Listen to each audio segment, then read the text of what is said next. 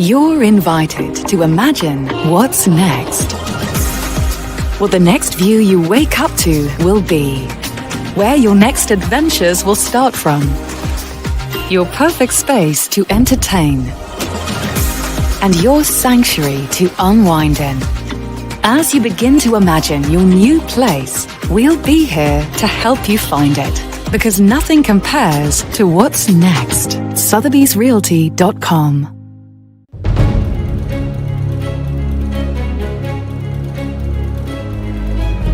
Have you ever considered installing a rooftop solar system in your home or your building?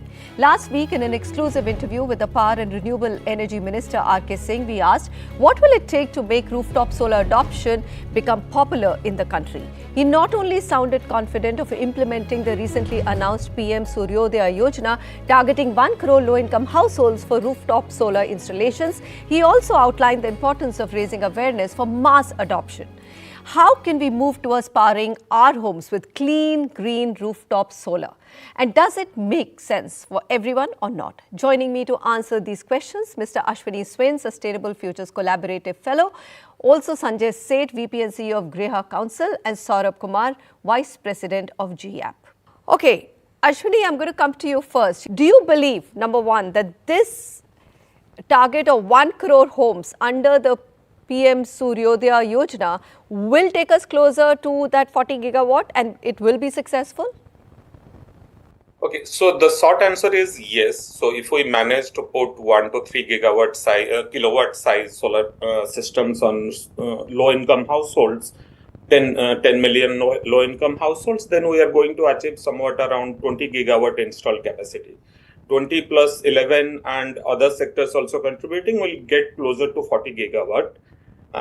But we also, as you rightly pointed out in the opening, we have to do much more and it has to get widespread also. But I think this targeting of low-income households is very important and we have been suggesting this through various platforms.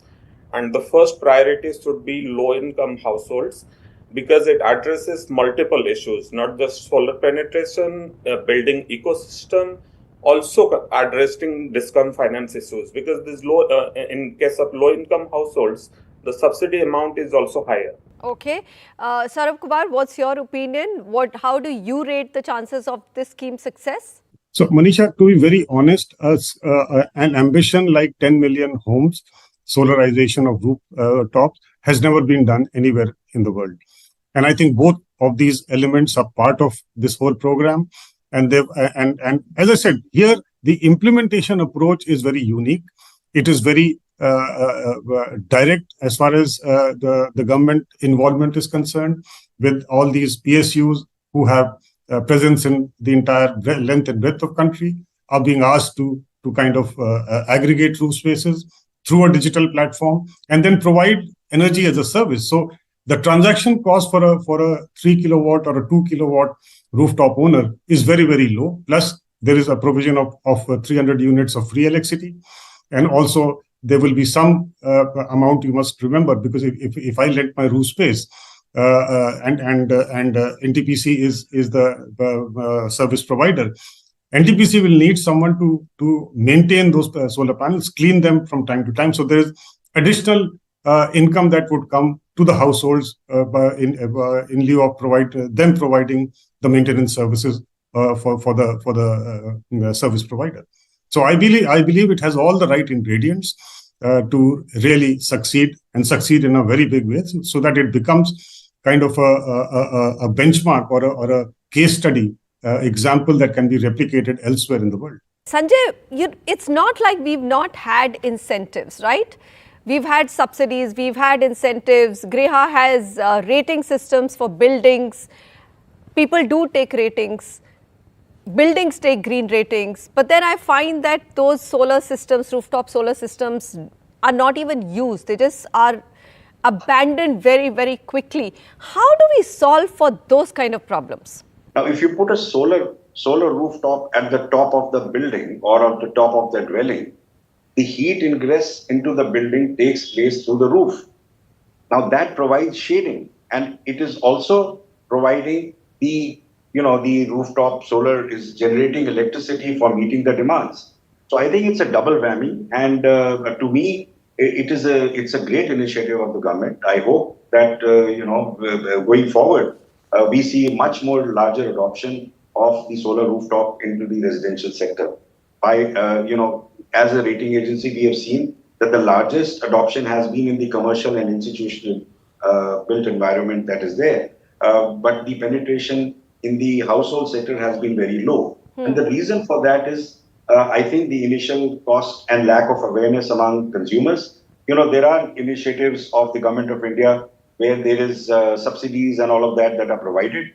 Models available such as the REC and PPAs are there with related payback periods. But there is general perception of renewable energy installation remaining a high cost investment, and that is why there is not much large-scale adoption. Large-scale adoption. Okay, some of the key challenges, and we were researching it in terms of rooftop solar installations. What are these? One is lack of awareness, as what you said, Sanjay, high installation costs. Electricity distribution companies, or DISCOMs as we call them, they are kind of reluctant, right, because they lose revenues. Net metering limitations. Several states, which the minister also said, do not have the right grid for net metering. Frequent policy changes as well sometimes have happened. Maybe it's stabilized over the last since 2019, but before that there were several policy changes, and sometimes across some states the approval process can be very slow and tedious. Ashwini, how much of it has been solved now? Because since 2019 the ministry itself has said we've changed a lot. You can even go on to websites like Urjan, which will immediately tell you say my monthly consumption is 7,000 rupees per month electricity bill. They will actually give you a lowdown on what level of rooftop solar installation you need, who is your distributor, who can come and fix it up for you, what will it cost you. So it has become simpler, yet there is reluctance, right? I mean, things have changed a lot over the last 15 years, but we've still not hit that conversion point. Why? Yeah. So there are multiple reasons here. So let's first look at the cost factor. So cost factor is people who have particularly roof, they don't have enough money to install, and now this scheme, particularly for the low income households, ensures that they get 100% subsidy, which is very important. This should be leveraged for a shift from consumption subsidy on tariffs to infrastructure subsidy, which is one time as opposed to recurring monthly subsidy. So that part is getting addressed by this scheme, and hopefully in future we'll expand this. When it comes to awareness, yeah, of course, that does lack significantly, and we have to work on that. So generally, citizens and people think that electricity is something which is a public service which should be provided by the state. They don't have the interest or appetite to own it themselves. So that level of education and awareness has to be worked on. But the third point which you pointed out, and I want to stress on, DISCOM inertia or DISCOM resistance to add rooftop systems into the grid is a big problem. And as you rightly said, it's the load which migrates out of DISCOM that reduces DISCOM's income level. And particularly people who can afford rooftop systems without subsidy are the richer consumers, who end up consuming more units of electricity, more kilowatt hours. And because in India, almost all the states have progressive tariff, the more you consume, the more you pay per unit. Correct. So DISCOM doesn't want to lose out that. My question is that there are tons of us who are interested, who have the rooftop space. The other problem is that in most of the large cities, there's not enough rooftop space, isn't it, Sanjay? I mean, in a building, how much will, if there are, let's say, 100 apartments in a building, an entire rooftop solar can probably take care of what, 10%, 15% at best of the buildings and the household's needs? Give me some math there. So how do we solve for that problem, or do we even bother to solve for that problem? Let's even ask that. And so stick with just solving for have rooftop solar for everyone who has a good enough, large enough roof. Yeah, but I think, if you're talking of a high-rise building, and as you correctly said, the roof is not adequate enough to cater to the entire apartment's requirements. At best, what it can do is probably look at providing for the common lighting areas and some of those common facilities that one sees in these high-rise buildings. Other than that, also the issue of roof rights. How do we address that issue? The people are not even in say for independent floors. People are not willing to use up their roof spaces to provide it for solar installations because they feel that this is a kind of a mode of revenue generation for them. I know people who let out those spaces if they are having a party in their house and they generate revenue. So the end user is very hesitant to give away the space for solar installation. So there are issues like this which become an impediment especially in high-rise buildings to be used as solar rooftop. And in any case, the space is so limited that it will not be able to really do justice to the requirements that we are looking at. So that's why when a state like Delhi, Ashwini, and I know you want to speak, Arvind Kejriwal has launched a scheme saying, okay, let's install rooftop solar. Again, he's also targeting under 3 kilowatt consumption households. But in a city like Delhi, I mean, there is simply not enough roof space for it to make it happen. And that's why probably even this particular scheme, the Suryodaya scheme, is very, very rural oriented. So yeah, that's a big challenge. In our Indian cities are not built in such a way that they manage their energy systems. So it's not only high-rise buildings have problems. Even in case of low-rise buildings, the level of building is not equal, and they're in different areas, so that each roof doesn't get equal amount of sunlight or equal duration of sunlight. So given that, you're not going to get much of plant load or capacity utilization in case of urban solar systems. So that's one problem. Second, cities are a hub of energy demand. I mean, by design, they're importers of energy, not just electricity, other energy products also. So if we wish them to be self-sufficient on energy, so that requires a lot of infrastructural change, and including your building architecture also. So you can do to some extent. Now what we see in urban areas, there is a cost incentive, of course, but people who are mostly environmentally conscious, climate conscious, they try to put up rooftop and they see cost as an additional factor. But at a large scale, meeting a reasonable size of urban demand from rooftop is a challenge. So the opportunity is in rural area actually, where you have roofs and roofs are reasonably well built as we are moving towards from kacha to pakka house, flat roof. The scope for harnessing solar energy is much higher in rural areas. Rural areas, absolutely. I mean, they have the roof space, the houses are more flat, all of that. So what we are agreeing to is people who are environmentally conscious can probably go ahead and install up to 5 kilowatts, but there also we need the DISCOMs to be on board, otherwise that net metering will never happen. But stay with us, there is a CWEW report which says that nearly 25 crore households across the country have the potential to deploy 637 gigawatt of rooftop solar energy. Of this, approximately 102 gigawatt of rooftop solar generation is economically viable. So let's not give up just yet. Let's come back and see if there are more solutions, because after all, going greener and cleaner in energy is no longer optional for anybody. Stay with us.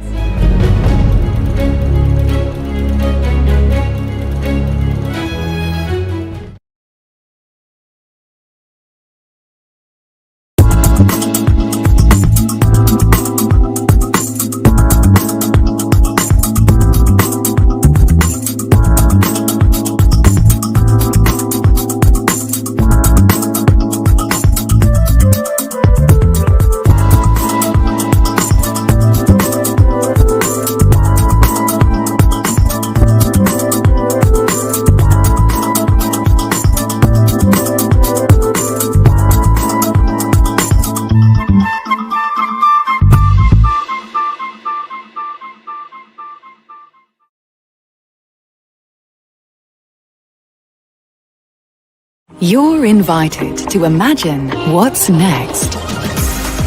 What the next view you wake up to will be. Where your next adventures will start from. Your perfect space to entertain. And your sanctuary to unwind in. As you begin to imagine your new place, we'll be here to help you find it. Because nothing compares to what's next. Sotheby'sRealty.com.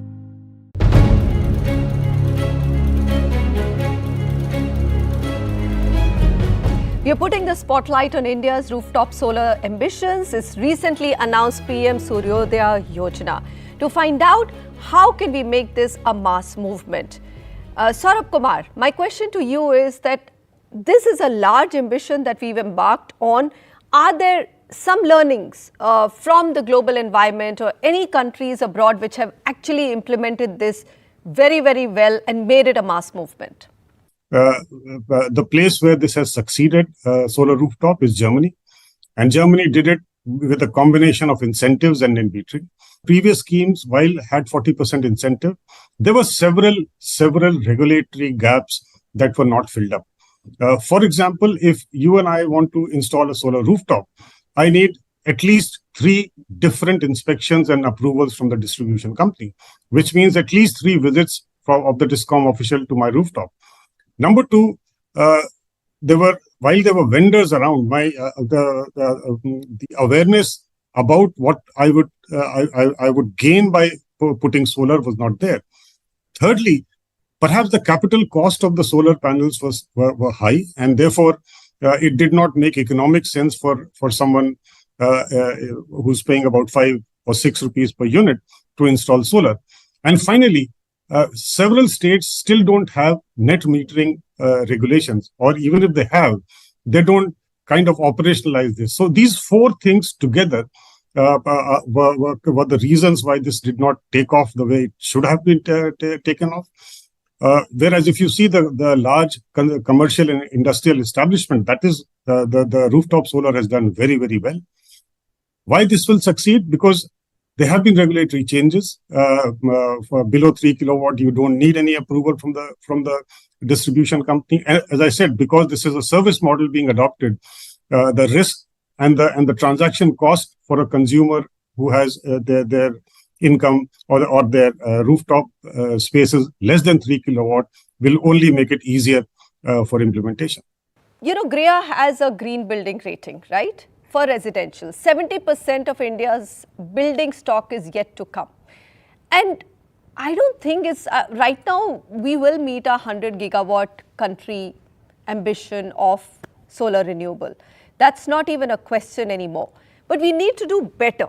And we are a sun-blessed country. So give me some solutions to get vertical projects to adopt rooftop solar as we go ahead. Okay. Yeah. So, Manisha, I have complete hope that, since you rightly said that bulk of our infrastructure is yet to be put in place. So obviously, in terms of opportunity, it's a huge amount of opportunity that lies before us.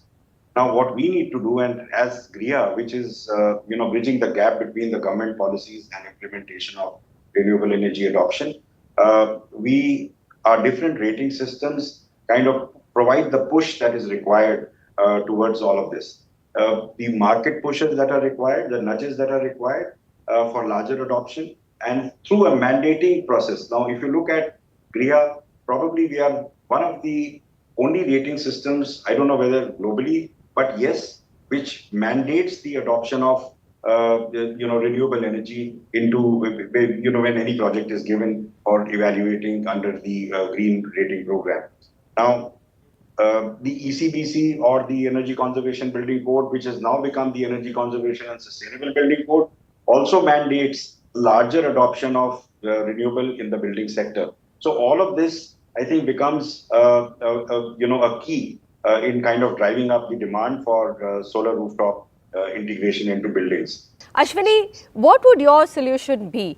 Should we just focus mostly on the commercial sector, which is the low-hanging fruit along with the rural sector, or do you believe that as much as we can, even the urban wealthy the better off, should look at some level of their energy coming from rooftop solar? Okay. Okay. First thing, I agree with Mr. Seth. We need to make mandatory provision for any new commercial industrial setup building coming up should try to meet a part of their demand from our resources. Few states have already done that. Haryana is one example where solar rooftop is mandated. So we try to sort of universalize that across the country. So that's one part. Rural, of course, I see that as a great solution, and this scheme marks multiple significant shifts in that way. The third point I wanted to emphasize, as I said earlier, cities have always been energy importers. So we don't have to change much of the DNA, but the way cities can contribute to energy transition, larger transition to green energy, there are other options also. So one similar option is electric vehicles. Cities have a higher density of private vehicles. While the rural area generates solar energy in the daytime, cities can store that energy in EV batteries and try to power up in the evening. Electric vehicles. Well, let's hope a lot of this ties up, because honestly, I mean, 10 million homes or 1 crore homes is a very large target in 1.5 to 2 years.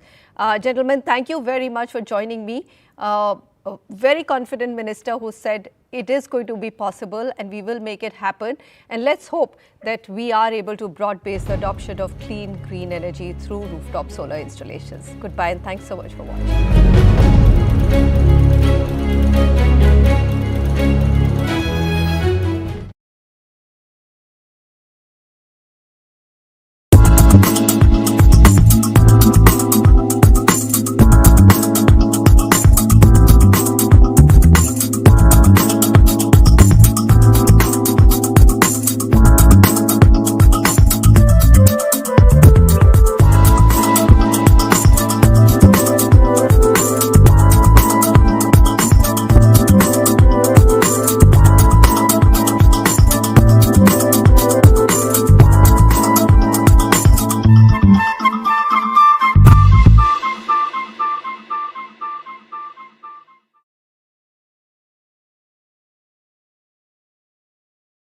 You're invited to imagine what's next. What the next view you wake up to will be. Where your next adventures will start from. Your perfect space to entertain. And your sanctuary to unwind in. As you begin to imagine your new place, we'll be here to help you find it. Because nothing compares to what's next. Sotheby'sRealty.com